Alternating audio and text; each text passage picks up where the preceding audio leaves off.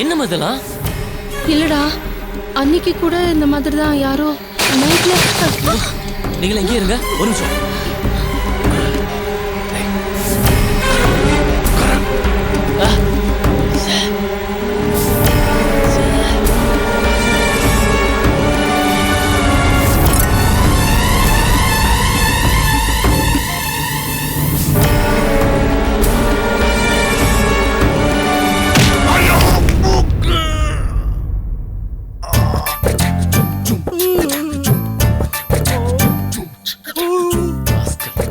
தெரியல.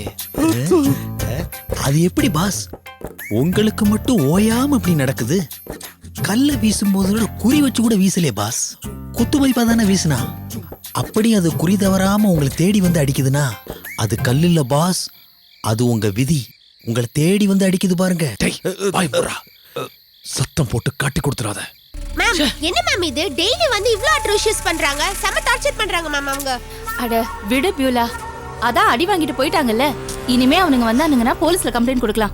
அம்மா டெய்லி இனிமே துணைக்கு இங்கே வந்து படுத்துக்கலாமா? அருட்டாங்க. டேய் அதெல்லாம் ஒண்ணும் வேண்டாம், நீ ஒழுங்கா உன் ஹாஸ்டலுக்கு போ, முதல்ல உள்ள வந்து சாப்பிடு.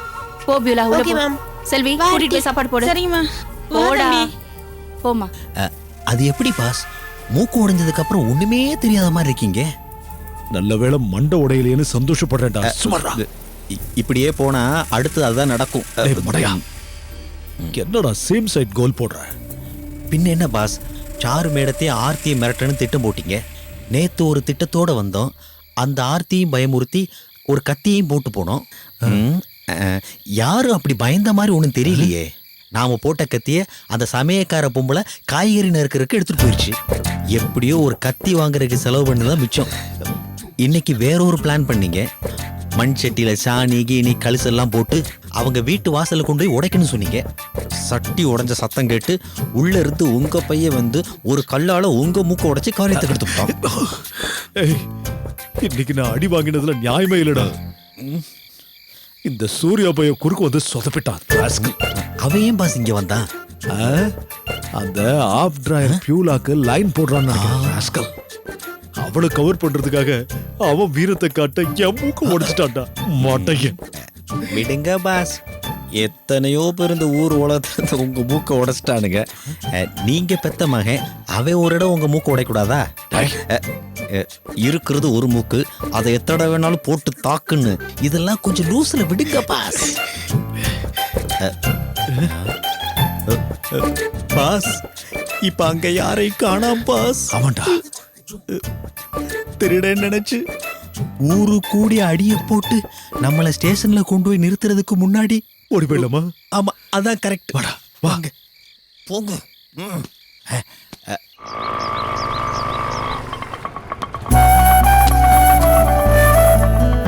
கொஞ்சம் வெயிட் பண்ணுங்க. வாங்க.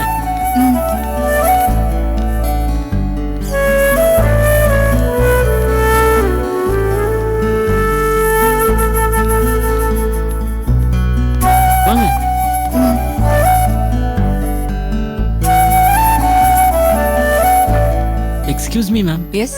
நேத்து வந்து ஹாஸ்டல் பார்த்துட்டு போனோம், அப்போ வார்டன் இல்லை இங்க. நான் தான் வார்டன். சொல்லுங்க, யாருக்காக ரூம் பாக்குறீங்க? இவங்களுக்கு தான். நீங்க யாரு? இவங்க பாய் ஃப்ரெண்டா? Friend ma'am. ஃப்ரெண்ட்ஷிப்ல பாய் கேர்ள் வித்தியாசம் இருக்கா என்ன? ஓஹோ. மேடம் கிளம்புறாங்களா? சரி, கொஞ்சம் அப்படி வெயிட் பண்ணுங்க. Okay ma'am. வாங்க.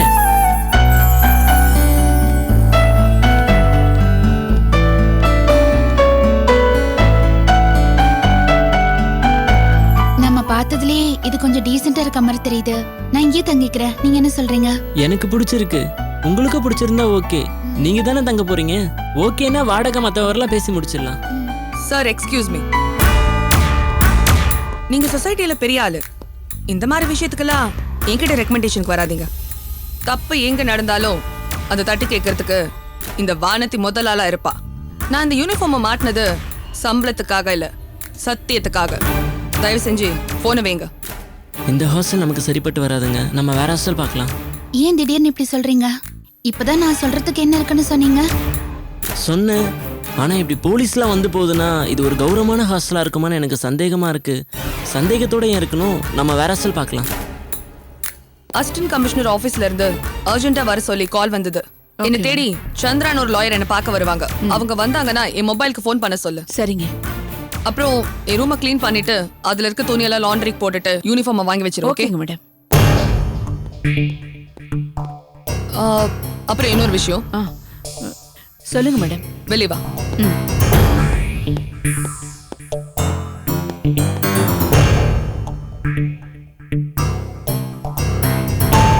அம்மா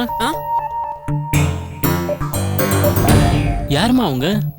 அவங்க பேர் வானதி, இன்ஸ்பெக்டரா இருக்காங்க. ஓ. இந்த ஹாஸ்டல்ல தான் தங்கி இருக்காங்க.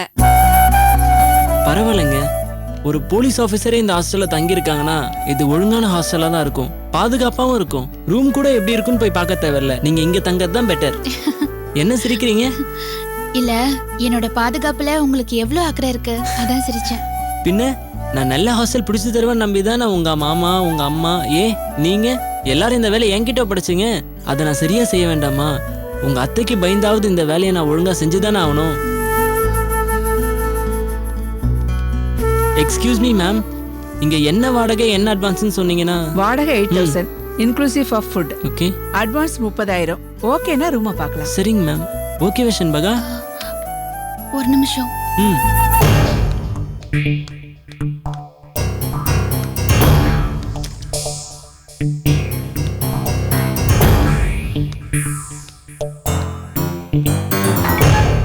சொல்யூஷன் பகா, ஹாஸ்டல் கிடைச்சிருச்சா?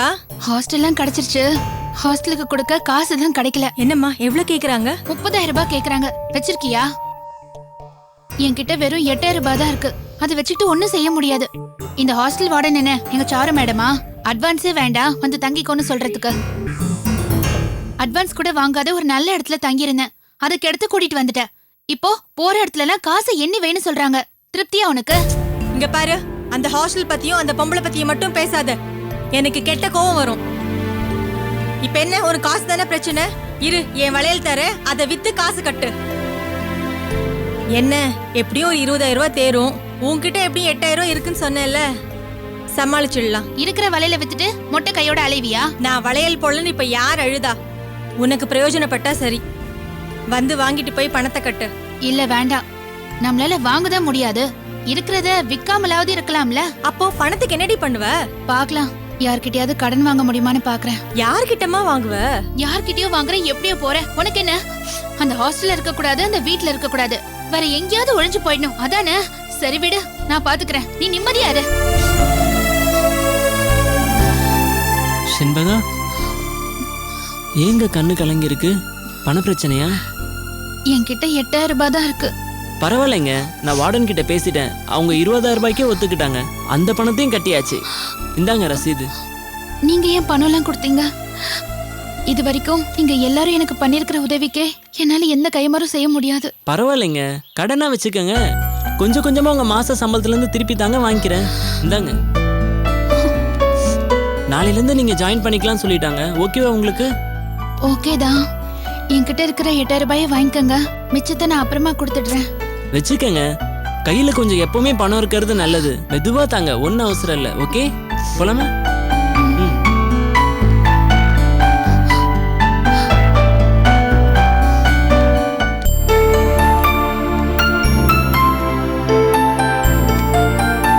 காஃபி சாப்பிடுறியாம்மா? இல்ல வேண்டாமா.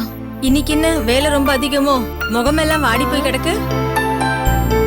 என்னம்மா இனி நீங்க வேலைக்கு தாட்ட இவ்வளவு அனுப்பி வச்சிருக்கியே? இல்ல ஆபீஸுக்கு போய் பேனை போட்டு தூங்குறதுக்குன்னே அனுப்பி வச்சிருக்கீங்களா? ஆபீஸ்னு இருந்தா வேலை போய் செஞ்சாதானே மாசம் பிறந்தா சொலையா சம்பளத்தை கொடுப்பான். அத கை நீட்டி வாங்கும்போது மனசுக்குள்ள குத்தாலத்துல சாரல் அடிச்ச மாதிரி சும்மா சிலு சிலு சிலுன்னு இருக்குல்ல. கஷ்டப்படாம காசு கிடைக்கணும்னா அதுக்கு தென்காசியில 100 ஏக்கர் தென்னந்தோப்புல வச்சிருந்திருக்கணும். இல்ல, இன்னைக்கு முகம் ரொம்ப வாடி இருக்கு. உடம்பு ஏதாச்சும் சரியில்லையோன்னு கேட்டேன். உடம்பு ஒண்ணும் பிரச்சனை இல்லம்மா, அலைச்சல் தான். உனக்கு அலைச்சல்னா ஒரு பெரிய விஷயமா? நீதான் தஞ்சாவூர் நெல்லூர்னு வெளியூருக்கெல்லாம் அலையறவளாச்சே. அது சரி, ஆபீஸுக்கு போறேன்ட்டு எதுக்கு வெளியில அலைஞ்ச? ஹாஸ்டல் பார்க்க வேண்டாமா? உடனே பார்க்கணும்னு அம்மா சொன்னாங்கல்ல. என்னாச்சு ஷண்பகா, ஹாஸ்டல்ல சேர்ந்துட்டியா? போன்ல சொன்னியே அந்த ஹாஸ்டல் தானா? அதே ஹாஸ்டல் தாம்மா. கிடைச்சிருச்சா? ரொம்ப நல்லாதான் போச்சு. ஆமா, அது எப்படி? நல்ல இடம் தானே. அங்கேயும் அந்த சாரு மேடம் மாதிரி பொது சேவை செய்யறதுக்குன்னு எவளாவது இருந்துட போறா. இல்ல, சாரு மேடம் மாதிரி எந்த ஹாஸ்டல் வார்டனும் இருக்க மாட்டாங்க. ரொம்ப நல்லாதான் போச்சு. அவள மாதிரி ஒருத்திய நம்மளுக்கு சமாளிக்க முடியல. எல்லா இடத்துலயும் அவள மாதிரி இருந்தா சமாளிக்க முடியுமா? என்ன அத்தாச்சு, உங்க பொண்ணுக்கு ரோசம் வந்துருச்சு போல இருக்கு. ஒண்ணும் இல்லாத கழுதைகளுக்கு ரோசத்துக்கு ஒண்ணும் குறைச்சல் கிடையாது. வந்துட்டாள்வ என்னமோ ஏக்கர் கணக்குல சொத்து வச்சிருக்கிற மாதிரி.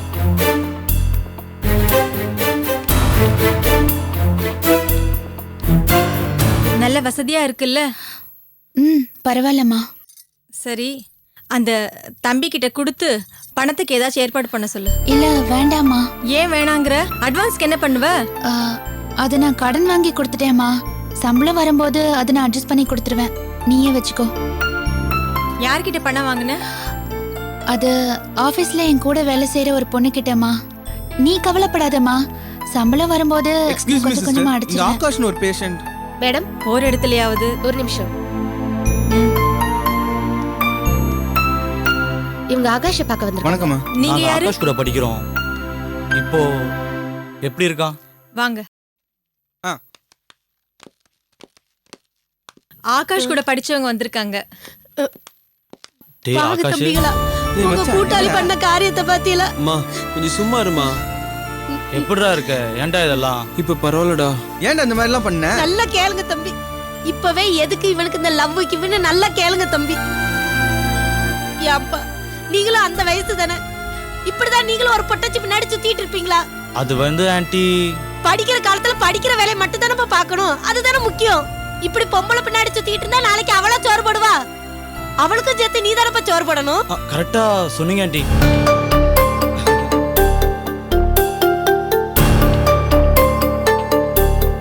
அம்மா, அவங்க என்ன பார்க்க வந்திருக்காங்க. நீ கொஞ்சம் பேசாம இருக்கியா? நீயும் உங்க அப்பனும் இத மட்டும் சொல்லிருங்க. நாராயணா, கிளாஸ்ல ஒழுங்கா நடக்குதா? போயிட்டு இருக்கடா. நீ தான் கொஞ்சம் போர்ஷனை மிஸ் பண்ணிட்ட. என்னடா பண்றது? ஏன்டா உன் மைண்ட்ல இப்படி ஒரு மேட்டர் ஓடிட்டு இருக்குன்னு ஏன்டா என்கிட்ட முன்னாடியே சொல்லல? உங்ககிட்ட சொல்லி என்னடா பண்ண போறீங்க? ஃப்ரெண்ட்ஸ் நாங்க எதுக்குடா இருக்கோம்? எதுவா இருந்தாலும் எங்ககிட்ட சொல்லலாம்லடா. எந்த ஹெல்ப்னாலும் நாங்க பண்ணிருப்போமேடா. அவசரப்பட்டு இப்படி பண்ணிட்டியாடா? இல்லடா. மேட்டர் தெரிஞ்சதும் ரொம்ப பதறி போயிட்டேன்டா.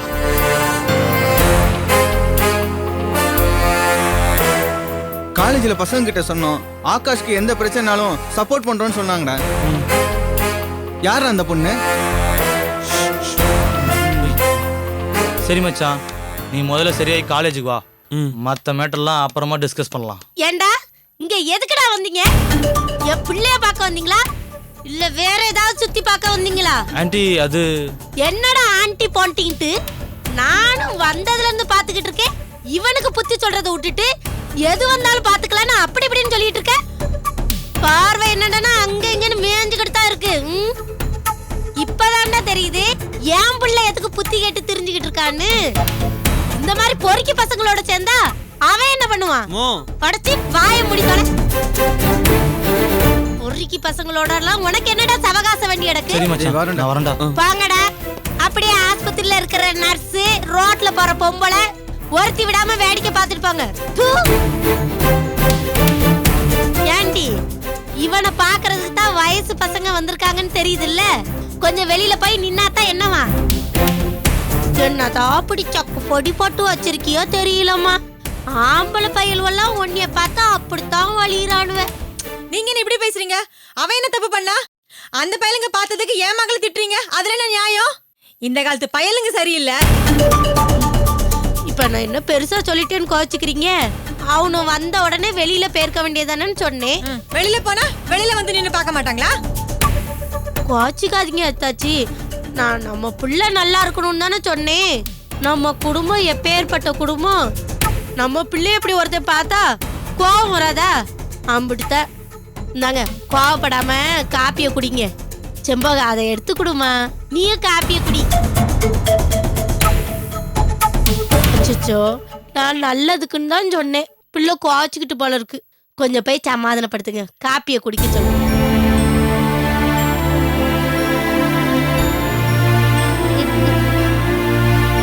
ஆமா, பொண்ணு சொன்னோன்னு பிடிச்சுக்குன்னு காந்துட்டு போல இருக்கு. நீ என்னடா இப்படி சவகாசம் வச்சிருக்க? உன்னாலதான் இவ திட்டினதுக்கு நான் அமைதியா இருக்க வேண்டியிருக்கு. இப்பதான் தெரியுது உனக்கு சேர்மானம் சரியில்லைன்னு. வீட்டுக்கு வா, குடிச்சு தோல. எவ கிட்டலாம் நான் அனுசரிச்சு போவட்டி கிடக்கு. தலை எழுத்து. Beulah, Beulah. என்ன மேம் கிளம்பியாச்சா? ஆமாம்மா, வண்டி கூட வந்தாச்சு. சொல்லிட்டு கிளம்பலாம் தான் வந்தேன். பேக் எடுத்துட்டு போறீங்க, நைட் ஸ்டே பண்ண போறீங்களா மேம்? இல்லம்மா, சும்மா ஒரு சேஃப்டிக்காக தான். ஒருவேளை எமர்ஜென்சியா ஏதாவது தங்க வேண்டி வந்ததுன்னா as soon as possible நைட்டே வந்துட பாருங்க மேம். ஏற்கனவே செண்பகா வேற இல்ல, நீங்க 2 பேர் வேற போறீங்க. நானும் செல்வி அக்கா மட்டும்தான். தனியா இருக்கிறதுக்கு கொஞ்சம் அன்கம்ஃபர்டபுளா இருக்கு மேம். இல்லம்மா, நான் சீக்கிரமாவே வரதுக்கு ட்ரை பண்றேன். ஓகேயா? அம்மா, நீங்க நெல்லூர் போறது அவசியமாம்மா? என்ன செல்வி நீ பைய கையில வாங்கிக்கிட்டு இந்த கேள்வி கேக்குற? இல்லங்கம்மா, நேத்து சாப்பிட வைக்கத்தே அந்த பிள்ளைய சமாதானம் பண்றீங்க, நெல்லூர் போறேன்னு சொல்றீங்கன்னு நினைச்சேம்மா. ஆனா நீங்க இப்படி கிளம்பிங்க நான் நினைக்கவே இல்லம்மா. அந்த கொலகார பயல இருக்க ஊருக்கு நீங்க போகணுமாம்மா? அவங்க லாக்அப்ல தானே இருக்காங்க. அவங்களால எதுவுமே செய்ய முடியாது. அப்படி ஜெயிலுக்குள்ள இருந்து அவங்களால ஏதாவது செய்ய முடியும்னா நாங்க இங்க இருக்கும்போது செஞ்சிருப்பாங்களே, இல்லையாம்மா? இப்படி எல்லாம் பயந்தா வாழவே முடியாது. பயந்தே செத்து போயிடுவோம். முதல்ல நீ பயப்படாம இரு, ஒன்னும் ஆகாது. துணைக்கு நான் வரேனால நீங்க வேணான்றீங்களேம்மா? இல்ல செல்வி, ஒவ்வொரு தடவையும் எல்லாரும் சேர்ந்து போக முடியாதுமா. ஏற்கனவே செண்பகாவை கூட்டிட்டு போனதுக்கு தான் அவங்க அம்மா அந்த அளவுக்கு பஞ்சாயத்து பண்ணாங்க. ஆனா பியூலா விஷயத்துல அந்த மாதிரி நடக்கிறதுக்கு வாய்ப்பு இல்லைனாலும் எதுக்குமா சும்மா? எனக்கு ஒன்ன கூட்டிட்டு போறதுல எந்த பிரச்சனையும் இல்லம்மா.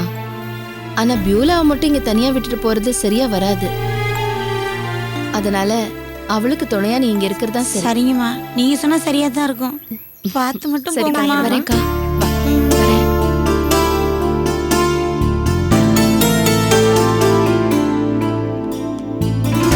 பார்த்து போயிட்டு வாடா. வரேன் பியூலா. சரிங்க உனக்கு எது வேணும்னாலும் செல்வி கிட்ட கேளு. என்ன? கண்டிப்பா மேம். தைரியமா இரு. வரேன். Bye ma'am. Take care. வரேன் செல்வி. சரிங்கம்மா. பாய் பாய்மா.